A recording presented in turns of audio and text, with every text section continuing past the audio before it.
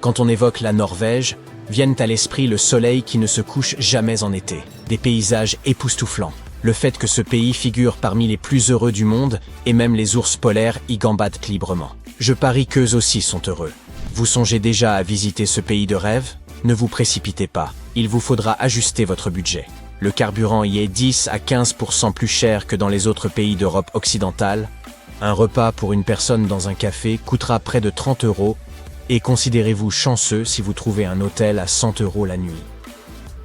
Si vous recherchez sur Google le pays le plus cher du monde, vous pourriez tomber sur cette liste. La Suisse, dont les prix frisent dans l'absurde, les États-Unis, c'est bien connu, le Luxembourg, ce n'est pas une surprise non plus. Et puis, soudain, apparaît la Norvège. Pour que vous en ayez une idée, une famille de 4 personnes aurait besoin de près de 4 000 € par mois pour simplement y subsister, sans compter le loyer. Les spécialistes estiment que le coût de la vie y est environ 7% supérieur à celui des États-Unis. La Norvège est cependant un peu singulière.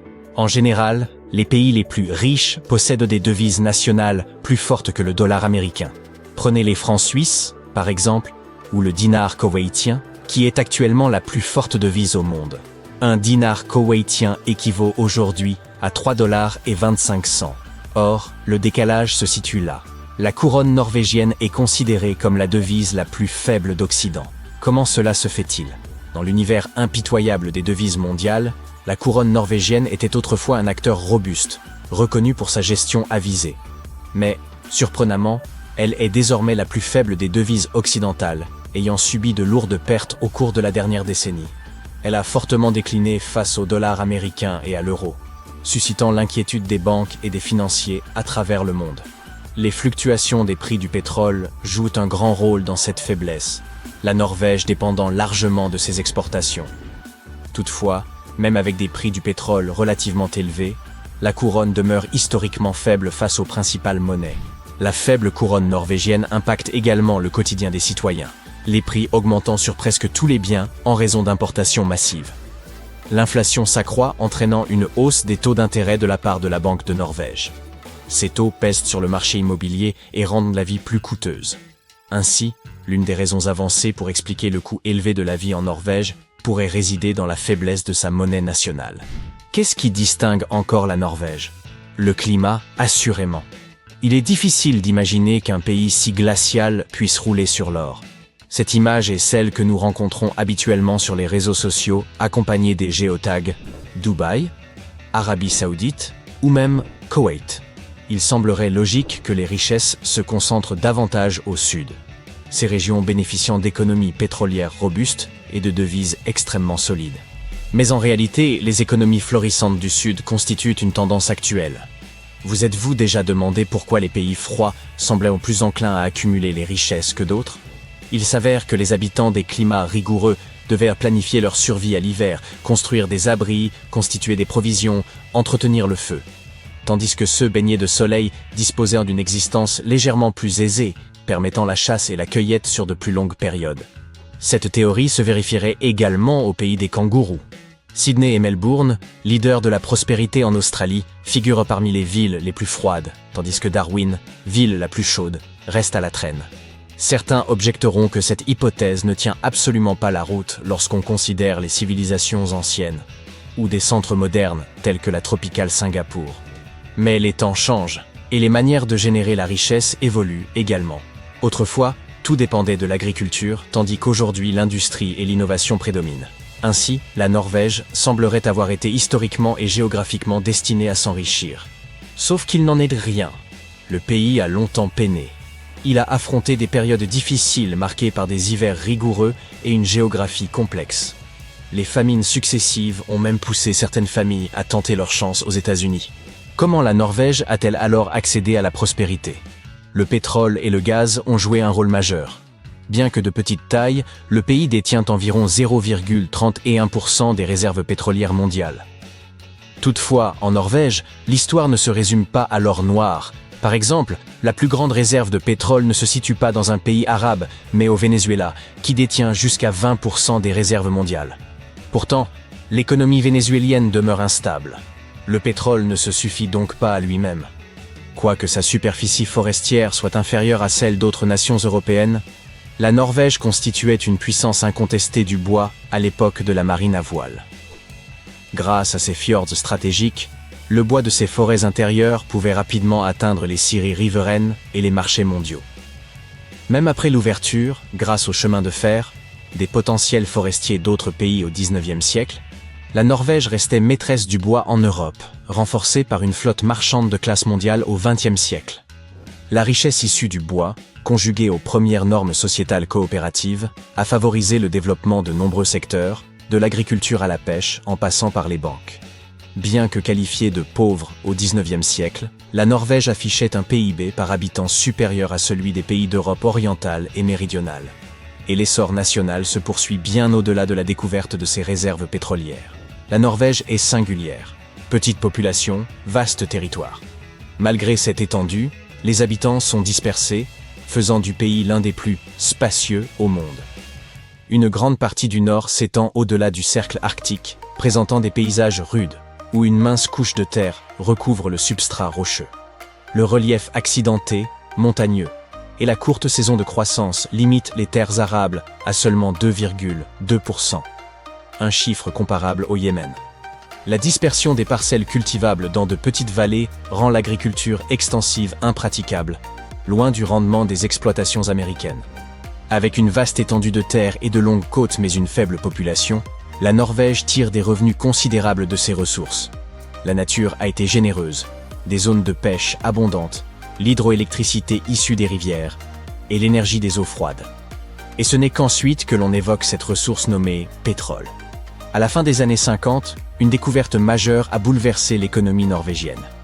Avance rapide jusqu'à nos jours, et les activités pétrolières constituent à présent un moteur essentiel de sa croissance et financent son état-providence. Mais la Norvège ne s'est pas contentée de voir l'argent affluer. Elle a pris des mesures avisées, créant un fonds souverain pour gérer sa richesse pétrolière sur le long terme. Ce fonds représente aujourd'hui un montant impressionnant d'1,7 milliard de couronnes norvégiennes, soit plus de 160 millions de dollars. Les intérêts de ce fonds alimentent le budget annuel, garantissant aux citoyens une santé, une éducation et un bien-être de premier ordre. Et voici l'essentiel. La Norvège ne se repose pas sur ses acquis. Elle investit dans des technologies durables, telles que l'énergie éolienne offshore, pour s'assurer un avenir prospère au-delà du pétrole et du gaz. La Norvège peut être coûteuse, mais elle ne rivalise pas avec le lieu le plus coûteux au monde, Monaco. La vie y est presque 4 fois plus chère que la moyenne mondiale. Si votre ambition est de côtoyer les riches et célèbres, Monaco reste la destination idéale. Avec des prix immobiliers moyens excédant les 50 000 € le mètre carré en 2022, il n'est guère surprenant que ce minuscule État attire le gratin international. Cependant, il existe un lieu où le coût pour les touristes américains atteint des sommets, et il ne s'agit pas de pièges à touristes. Ni Oslo ni Monaco ne peuvent rivaliser avec les tarifs de... Prenez un instant pour deviner. Prêt ? Bienvenue à Ashgabat, la capitale du Turkménistan.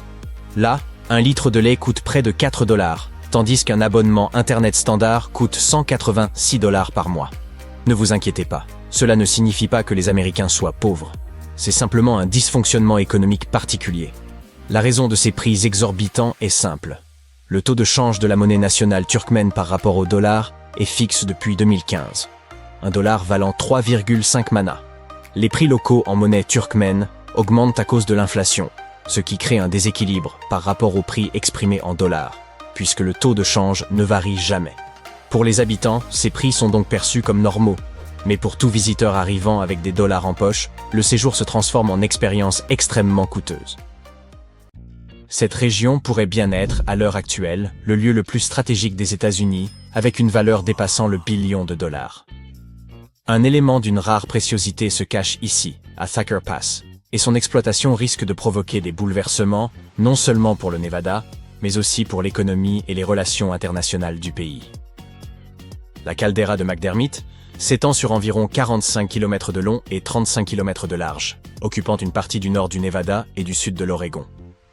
Située dans le comté de Humboldt, une région paisible et rurale, elle abrite une unique ville principale qui, d'ici 5 à 10 ans, connaîtra une transformation majeure. La raison en est simple. On y a découvert de l'or blanc, autrement dit, du lithium.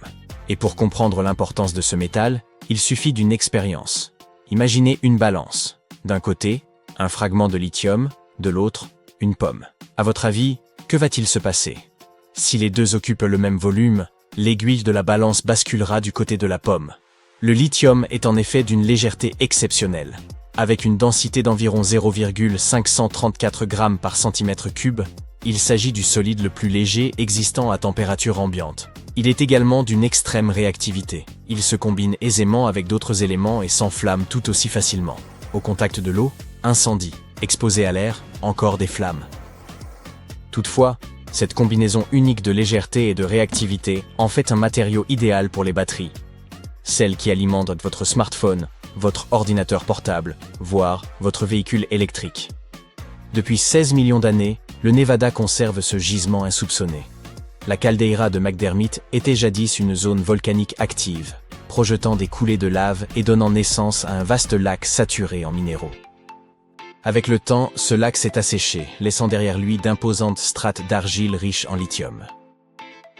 À l'heure actuelle, la mine de Thacker Pass repose sur l'une des plus vastes réserves de lithium inexploitées au monde, estimée à près de 1500 milliards de dollars. Si le projet se déroule comme prévu, sa production annuelle devrait atteindre environ 40 000 tonnes de lithium de grande pureté.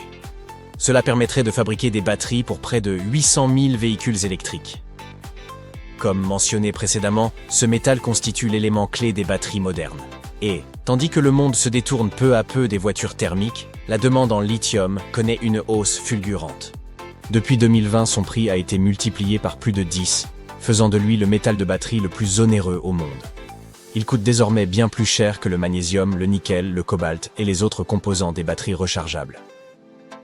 Actuellement, la consommation mondiale annuelle avoisine 1 160 000 tonnes de lithium, dont environ 85% sont destinés à la fabrication de batteries, principalement pour le secteur automobile.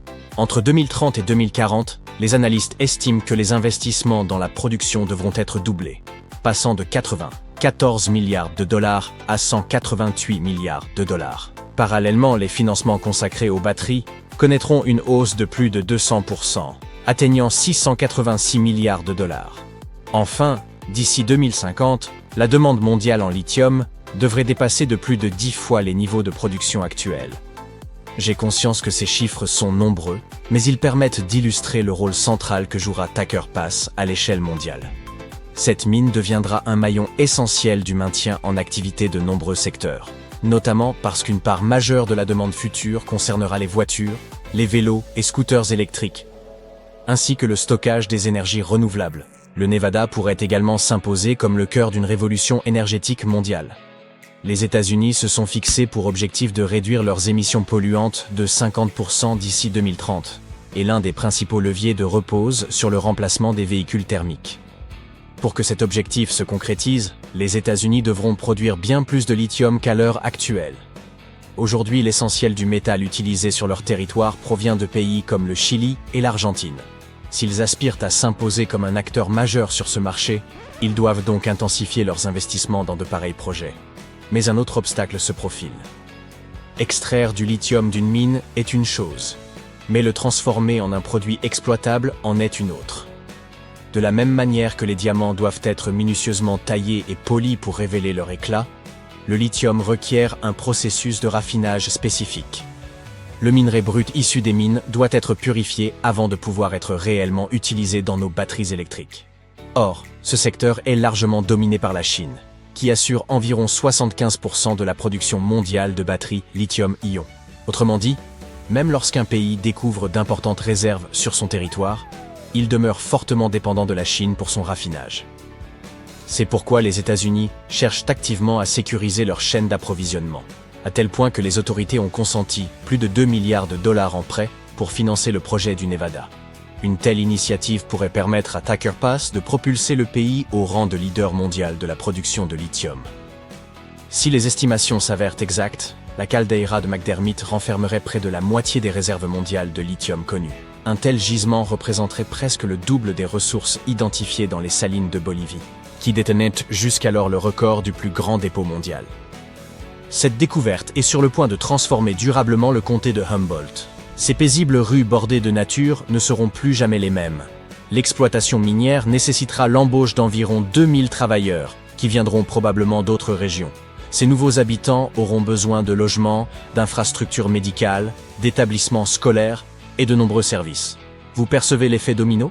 Pour chaque employé recruté sur le site pendant la phase de construction, 6 autres postes seront créés dans l'État pour soutenir cette expansion. Thacker Pass exercera également une influence majeure sur l'économie, non seulement dans le Nevada, mais à l'échelle nationale. La mine devrait rester en activité pendant 35 ans et générer, chaque année, des revenus estimés à plus de 2 milliards de dollars. Mais voici le véritable enjeu. À Thacker Pass, le lithium sera extrait de l'argile. Un procédé qui n'a encore jamais été mis en œuvre à une telle échelle.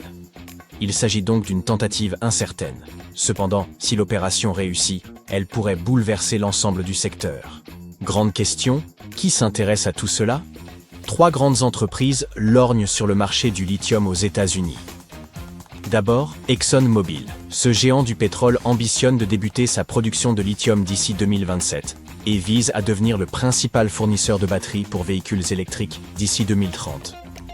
Ensuite, General Motors, le groupe derrière des marques emblématiques comme Chevrolet et Cadillac.